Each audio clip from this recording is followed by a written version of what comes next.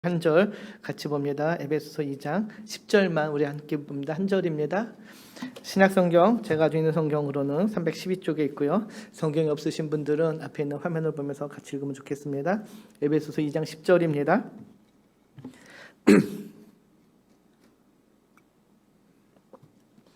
우리 차셨으면 한 목소리를 함께 천천히 합독합니다. 우리는 그가 만드신 바라 그리스도 예수 안에서 선한 일을 위하여 지으심을 받은 자니 이 일은 하나님이 전에 예비하사 우리로 그 가운데서 행하게 하려 하심이니라. 아멘. 아멘. 할렐루야. 오늘도 이렇게 금요일 저녁에 함께 하신 우리 성도님들을 환영하고 축복합니다. 오늘 우리가 이렇게 모여 함께 예배할 때 찬양하고 하나님께 영광을 돌릴 때에 하나님의 그 놀라운 은혜가 우리 가운데 충만하게 임할 줄을 믿습니다. 우리 옆에 있는 분들 한번 둘러보시기 바랍니다. 함께 예배하는 우리의 믿음의 동역자요, 기도의 동역자들인데요. 우리 그들께 이렇게 인사했으면 좋겠습니다. 함께 예배드림이 축복입니다. 함께 예배드림이 축복입니다. 이렇게 함께 예배드릴 수 있는 그 은혜가 축복이요 감사임을 고백하는 이 저녁 되기를 소망합니다. 오늘 설교 제목은 엘시가 메이드 미입니다. 영어가 갑자기 튀어났죠. 하나님이 만드신 내 모습 그대로란 제목인데요. 갑자기 영어를 제가 쓴 이유가 이 제목이 이번 우리 여름 성경학교 우리 유초등부 학생들과 학생부 성경학교의 주제이기 때문입니다. 유초등부는 이것을 비교하지 않아요 라고 바꿔서 주제를 정하고요. 학생부는 그대로 하나님이 만드신 내 모습 그대로 엘시가 메이드 미라는 주제를 함께 하는데요. 아까 목사님도 말씀드렸지만 오늘부터 우리 유치농부 여름 성경학교가 시작됐습니다. 한 30명 조금 안 되는 친구들이 같이 나와서 말씀을 나누고 또 야외 활동을 하고 돌아왔는데요. 오늘과 내일 그리고 주일까지 이어지는 이 3일의 이 시간을 통해서 우리 어린 행명들이 주님을 알아가는 귀한 시간이 될 수 있도록 우리가 함께 기도해야 될 것입니다. 그들이 이 시간을 통해서 주님을 구원자로 알게 되는 그 귀한 시간이 될 수 있도록 여러분 기도 부탁드리겠습니다. 유초등부 여름 성경학교 우리 학생부 수련의 주제가 하나님이 만드신 내 모습 그대로 비교하지 않아요 라는 주제인데요. 오늘 말씀 10절에 그게 주제의 성구입니다. 오늘 읽었던 10절 말씀이 주제의 성구인데 그 말씀을 세 번역으로 보면 이렇게 이야기합니다. 우리 세 번역으로 다시 한번 같이 보겠습니다. 우리는 하나님의 작품입니다. 선한 일을 하게 하시려고 하나님께서 그리스도 예수 안에서 우리를 만드셨습니다. 하나님께서 이렇게 미리 준비하신 것은 우리가 선한 일을 하며 살아가게 하시려는 것입니다. 아멘. 우리가 읽는 그 개역개정 성경에서는 우리는 그의 만드신 바라라고 번역한 그 부분이 이 세 번역 성경에는 우리는 하나님의 작품입니다라고 번역을 하고 있습니다. 헬라어 원문에서는 그 부분을 포이에마라는 단어를 사용을 하는데요. 이 단어에서 영어의 포엠이라는 그 시라는 그 단어가 나왔습니다. 즉 그 뉘앙스를 살려서 이 본문을 해석을 하면은 우리들 인생 한 사람 한 사람 모두가 다 창조주 하나님께서 만드신 작품이라는 뜻으로 해석할 수 있습니다. 하나님께서 만드신 이 피조 세계는 참 아름답습니다. 찬양의 가사도 있죠. 참 아름다워라 주님의 세계는. 주님 만드신 그 참 아름다운 세계 모든 것이 다 주님의 작품이라 할 수 있는데요. 그 중에서도 단연 최고의 작품은 바로 저와 여러분 우리 사람이 아닐까 생각을 합니다. 왜 그럴까 생각을 해보면 창세기 1장 26절에서 그 답을 찾을 수 있는데요. 창세기 1장 26절에 보면 우리가 모두 알고 있듯이 하나님께서 사람을 만드실 때 하나님의 형상을 따라 만들었다라고 이야기를 하지요. 다른 어떤 피조물도 하나님의 형상을 따라 지었다라고 하지 않습니다. 오직 사람만 하나님의 형상대로 지음받은 바 된 존재인데요. 그래서 인간은 다른 피조물들 중에서도 다른 피조 세계에 있는 그 모든 것들 중에서도 최고의 하나님의 작품이라고 할 수 있습니다. 아까도 인사하면서 우리가 주변을 봤듯이 여러분 옆에 계신 분들 한번 보시기 바랍니다.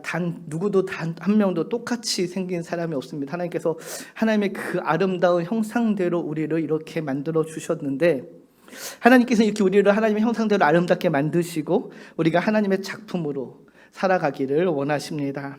우리 인생에 정말로 하나님이 그 놀라운 작품의 가치를 갖고 살아가기를 원하시는 것이 우리 하나님이신데요.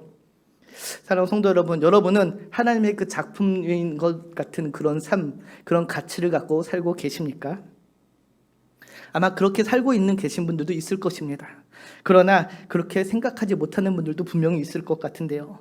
쉴 새 없는 고난과 역경 속에서 좌절하고 넘어지며 내가 하나님 만드신 그 작품이란 사실조차도 잊고 살아가는 우리 성도님들이 분명 계실 것 같습니다. 그런데 우리가 기억해야 되는 것은 저와 여러분은 하나님의 형상대로 지은 하나님의 놀라운 작품이라는 사실이죠. 작품 중에서 그냥 작품이 아니라 걸작품이라고 이야기합니다. 단연 으뜸이 되는 작품이라고 이야기를 하죠. 그럼 우리가 어떻게 하나님의 창조된 그 걸작품의 가치를 갖고 살 수 있을까?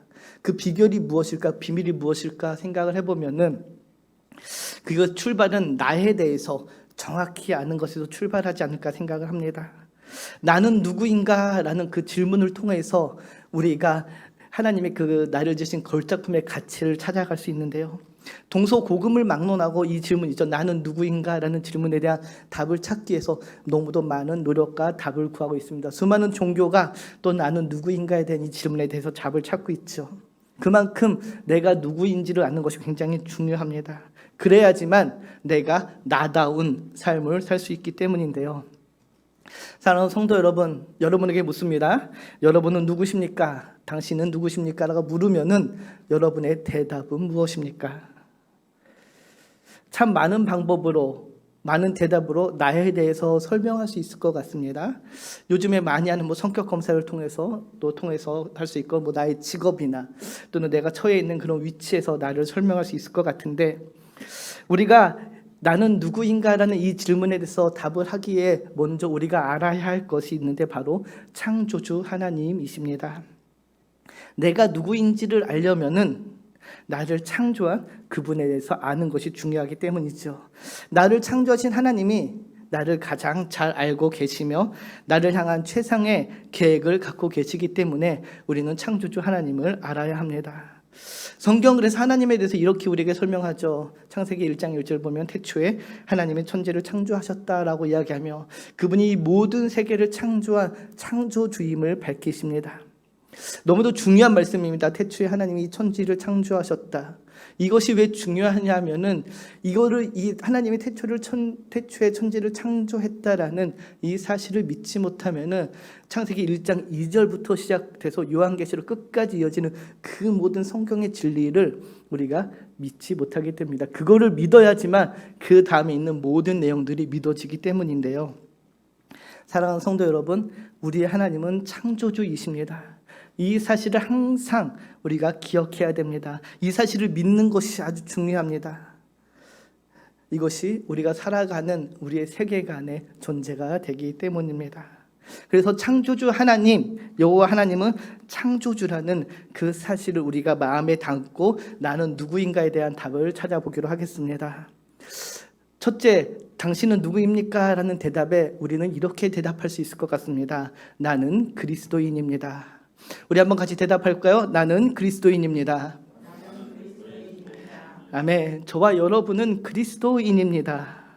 우리가 속해 있는 이 믿음의 공동체, 이 모임을 세상에서는 기독교라고 소개를 하죠. 그래서 너 종교가 뭐야? 라고 물어보면 우리는 나는 기독교인입니다. 기독교라고 대답을 합니다. 이 기독이라는 자는 한자어인데요.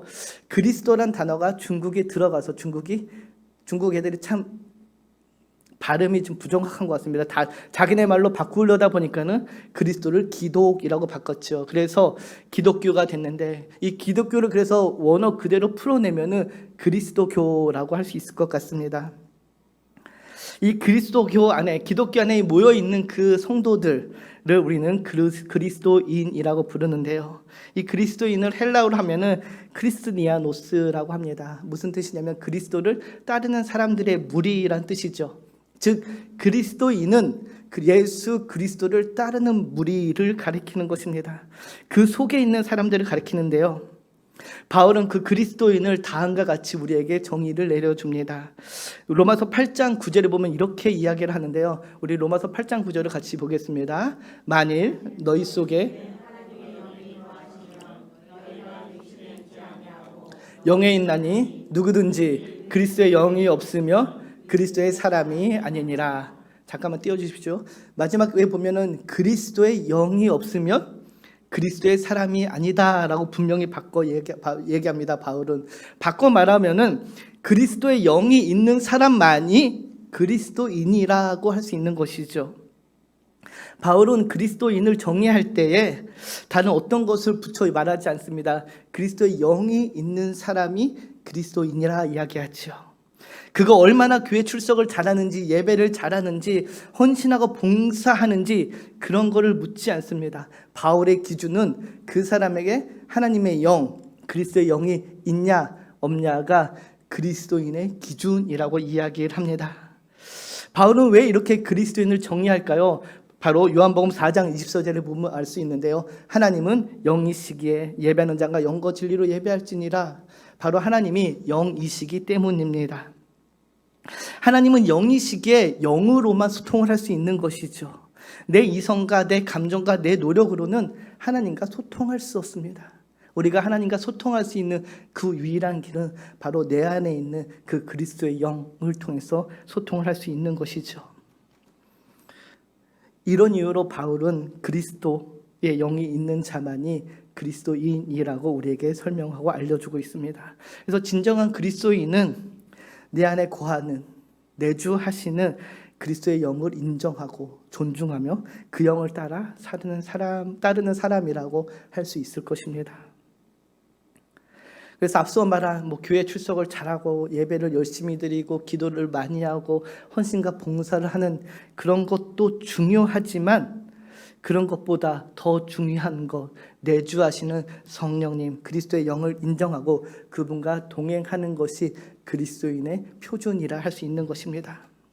물론 앞서 말한 그런 것들, 예배를 드리고 기도하고 헌신과 봉사를 하고 하나님께 예물을 드리고 그 모든 것이 다 중요합니다. 그러나 그것들은 내주하시는 성령님의 인도하심에 따라 나타나는 우리의 삶의 모습일 뿐입니다. 그것이 내가 그리스도인인지 아닌지를 좌지우지하지 않습니다.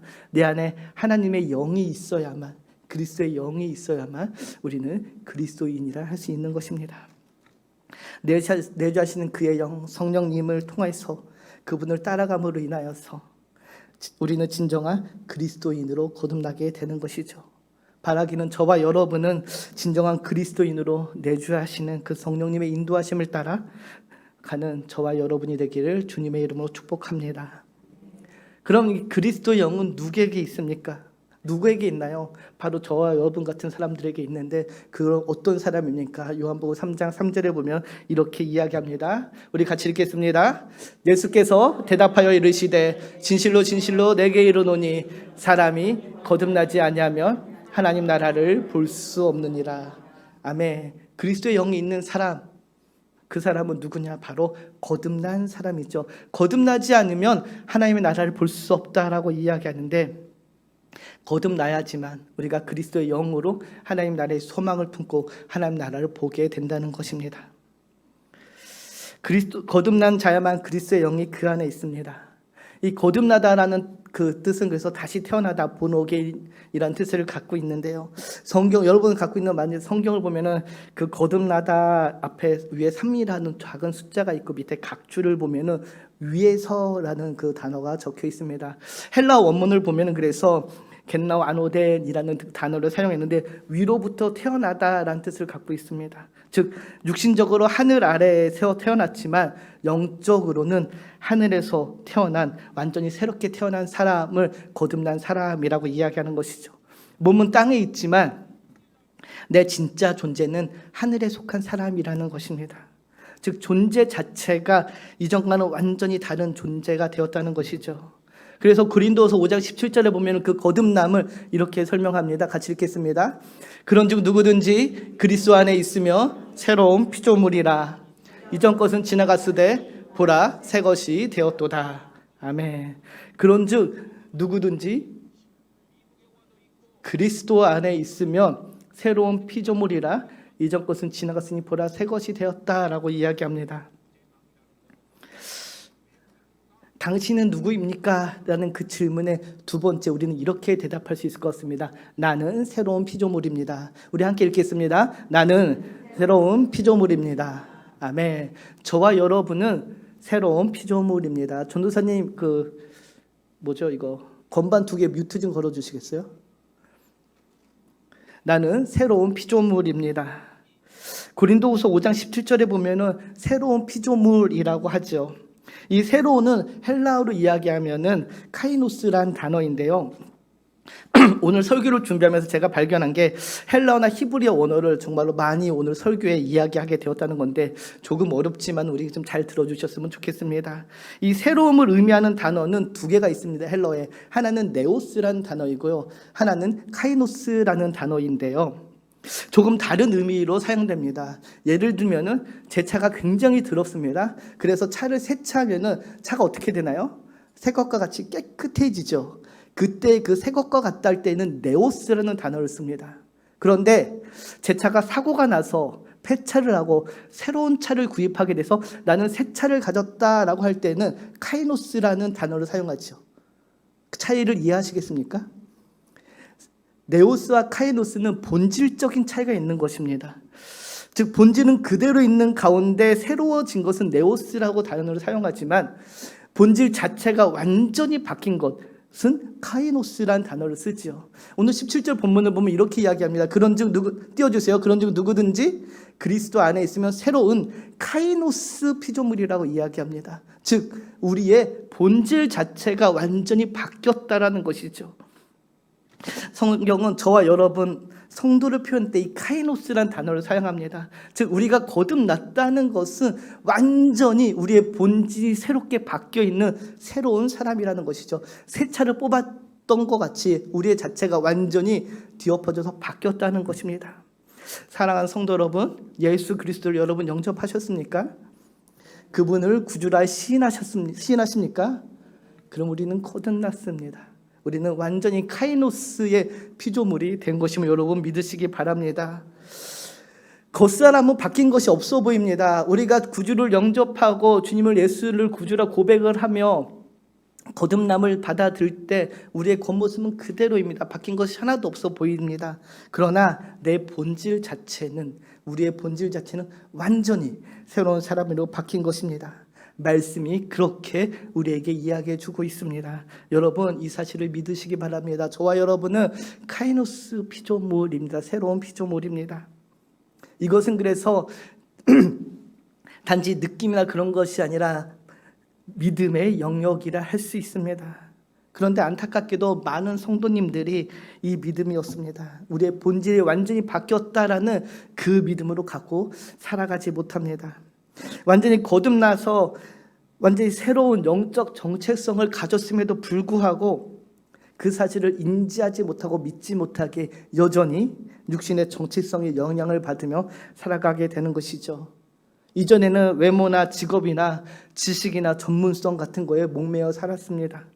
스펙에 목을 메고 그것을 이루려고 가지려고 발버둥치며 살게 됩니다.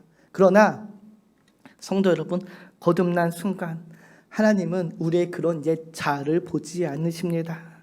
내가 무엇을 가졌는지, 내가 무엇을 이루었는지 우리 하나님은 전혀 신경 쓰지 않으십니다. 하나님은 오직 그리스도를 통해 완전히 새로워진 나의 존재를 보실 뿐입니다.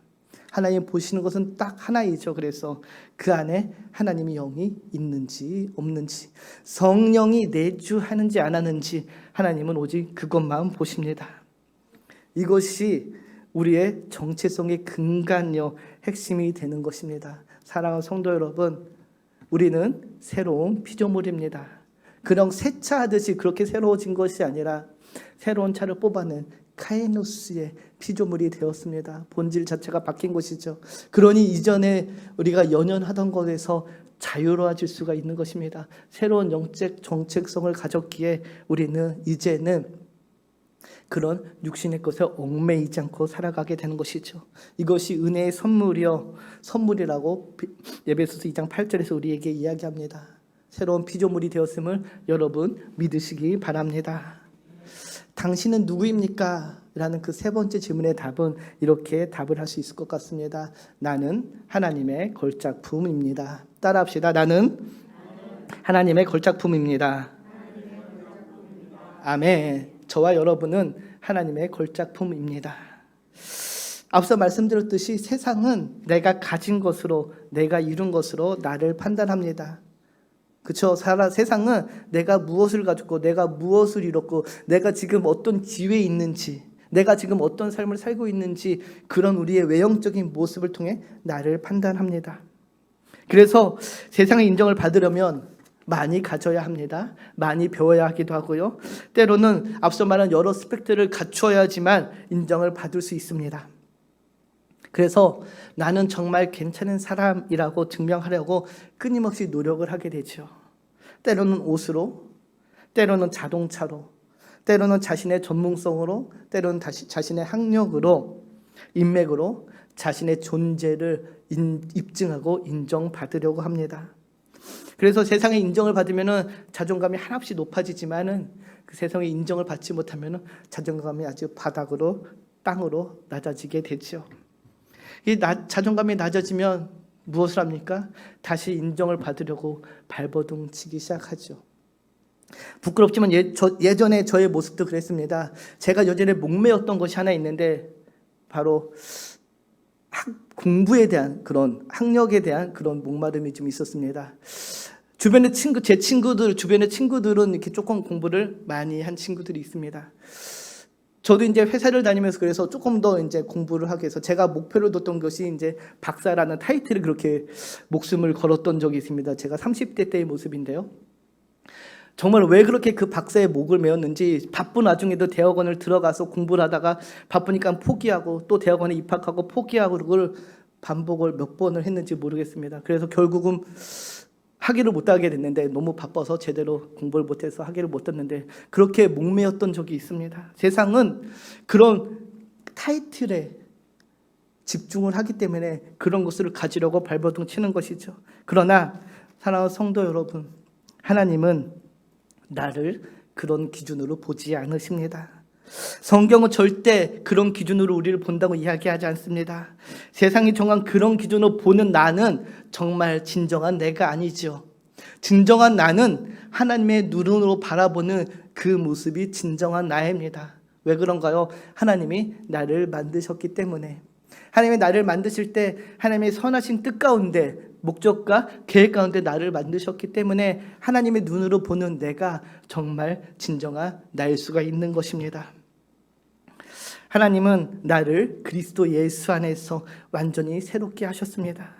그래서 세상이 바라보고 정의하는 나와 상관없이 하나님의 눈에는 저와 여러분은 아주 위대한 하나님의 걸작품일 뿐입니다. 때로는 세상에서 나는 한없이 낮은 자존감으로 살아갈 수밖에 없는 그런 위치처럼 보이지만 성경에서 말하는 나는 그런 모습이 아님을 여러분 기억하시기 바랍니다. 하나님은 나를 그런 눈으로 절대 바라보지 않으십니다. 하나님의 눈에, 우리 주님의 눈에 나는 아름다운 하나님의 작품일 뿐입니다. 하나님이 애지중지하는 걸작품이죠. 이 세상에 단 하나밖에 없는 그런 작품을 여러분 믿으시기 바랍니다. 그래서 오늘 본문 10절에 보면 세 번역이 이렇게 얘기하죠. 하나님 만드신 최고의 명작 걸작품이라고 우리를 이야기합니다. 우리 다시 한번 따라해 봅시다. 나는 하나님의 걸작품입니다. 아멘. 여러분이 하나님의 걸작품임을 믿으십니까? 정말 믿으십니까?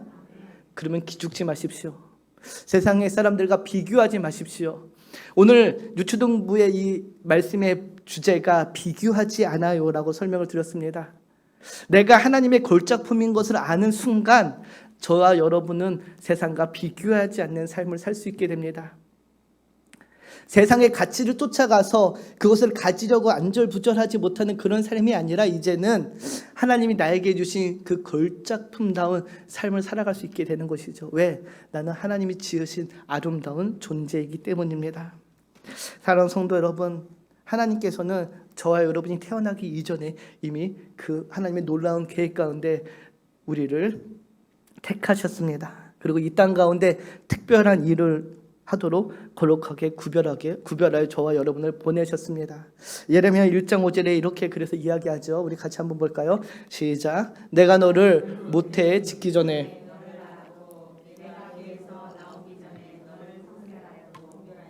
너를 여러 나라 선지자로 세웠노라 하시기로. 아멘. 내가 너를 모태에 짓기 전에 너를 알았고 네가 태어나기도 전에 너를 구별했다라고 이야기합니다. 내가 이 세상에 존재하기도 전에 주님은 당신의 눈으로 나를 보셨고 우리를 보셨고 나를 향한 그 주님의 아름다운 생각들을 가득 채워서 우리를 이 땅에 보내셨습니다. 그런데 안타깝게도 수많은 그리스도인들이, 우리 성도님들이 자신의 현재 상황만 보고 나를 너무 낮게 평가합니다. 너무 낮은 자존감에 사로잡힐 때가 있습니다. 심지어 너무도 심한 열등감으로 인하여서 패배의식에 사로잡혀 있는 사람도 있습니다. 하지만 하나님이 가장 귀한 존재로 저와 여러분을 만드셨다라는 이 사실이 우리로 하여금 높은 자존감으로 회복시키는 그 믿음의 키인 줄 믿습니다. 하나님께서 만일 내가 다른 사람과 똑같은 삶을 살기로 원했다면 이렇게 수많은 사람들을 만드시지 않으셨을 것 같습니다. 저와 여러분 개개인에게 하나님의 선한 뜻을 두시고 그 뜻을 이루기 위해서 너무도 아름다운 존재로 우리 각각을 만드셨습니다. 그래서 빌립보서 2장 13절에 보면 이렇게 이야기하죠. 우리 같이 한번 볼까요? 너희 안에 행하시는 이는 하나님이시니 자기의 기쁘신 뜻을 위하여 너희에게 소원을 두고 행하게 하시나니. 아멘. 너희 안에 행하시는 이는 하나님이시니 하나님의 그 기쁘신 뜻을 위하여 우리에게 소원을 두셨다라고 이야기하죠. 하나님께서 우리를 짓기 이전에 이미 우리를 택하시고 그 하나님의 선하신 뜻을 우리 가운데 두시며 우리로 하여금 그 뜻을 이루게 하시려고 능력 또한 주시는 분이십니다. 하나님의 계획하신 나만의 특별하고도 고유한 존재 이유가 있음을 여러분 믿으시기 바랍니다. 믿어야 합니다. 지금은 그 이유를, 그 존재 목적을 발견하지 못했다고 해서 없는 것이 아닙니다. 그 존재 이유가 분명히 있습니다. 우리가 어떻게 발견하나요? 바로 말씀 안에서 하나님의 선하신 뜻을 우리가 분별하게 될 때에 하나님의 그 선하신 목적을 우리가 알게 될 것입니다. 이 세상에서 이 세상의 학문과 가치를 쫓아가는 그 삶에서는 절대 발견할 수 없는 그 하나님의 선하신 뜻이 그리스도 안에 있을 때 발견하게 되는 것입니다. 오직 내 안에 계시는 그리스도의 영을 통해서 우리는 알 수 있게 됩니다. 세상이 나를 어떻게 평가하든 나는 하나님께서 지은 특별한 존재입니다. 하나님이 나의 가슴에 말씀하시는 것만큼, 나에게 대해서 믿으시는 것만큼, 하나님이 나를 위해 피 흘리신 것만큼 나는 가치가 있는 사람입니다. 저와 여러분의 가치는 예수님의 가치와 동등합니다. 예수님께서 자기의 목숨을 대신해서 우리를 살리셨기 때문에 그 핏값으로 저와 여러분을 사셨기에 나의 가치는 예수님의 가치와 동등합니다. 그만큼 우리가 귀한 존재라는 사실이죠. 이 사실이 저와 여러분에게 소망이요 기쁨이요 능력이 되기를 바랍니다. 사랑하는 성도 여러분, 저와 여러분은 하나님이 만드신 걸작품 포이에마입니다. 그럼 우리가 그 하나님의 걸작품으로 사는 삶의 모습은 어떤 모습인가요? 오늘 본문 10절을 통해 하나만 살펴보고 마치겠습니다. 우리 본문 10절을 볼까요? 같이 읽겠습니다. 시작. 우리는 그가 만드신 바라 그리스도 예수 안에서 선한 일을 위하여 지으심을 받은 자니 이 일은 하나님이 전에 예비하사 우리로 그 가운데서 행하게 하려 하심이니라. 아멘. 우리는 그가 만드신 바라, 어떤 바냐? 바로 그리스도 예수 안에서 선한 일을 위하여 지음을 받은 자라고 이야기합니다. 선한 일을 위해 지음받은 존재가 저와 여러분입니다. 즉 우리가 걸작품 인생으로 하나님이 우리에게 주신 그 가치대로 살아가는 삶은 이 땅에 선한 일을 온전히 이루어가는 삶을 할 수 있습니다. 선한 일이 무엇인가요? 우리 세상 사람들이 바라보는 그런 선한 일일까요? 이 선한 일을 우리가 좀 알아야 되는데 그 선한 일을 알기 위해서는 이 선하다라고 해석한 단어를 좀 알아야 됩니다. 이 선하다라고 해석한 단어는 아가토스라는 헬라어인데요. 내면의 아름다움을 표현할 때 사용하는 단어입니다. 이 아가토스를 히브리어로 번역을 하면은 토부라는 히브리어가 되죠. 우리 성경 설교 때 많이 듣는 말씀인데요. 토부라는 뜻입니다. 토부 선하다라는 뜻인데요. 좋다라는 뜻인데요. 이 토부란 말이 성경 본문에 어디서 제일 먼저 사용됐는지 여러분 아십니까? 바로 창세기에 사용되었는데요. 창세기 1장부터 4절을 우리 한번 같이 천천히 읽어볼까요? 우리 같이 읽겠습니다. 시작. 태초에 하나님이 천지를 창조하시니라.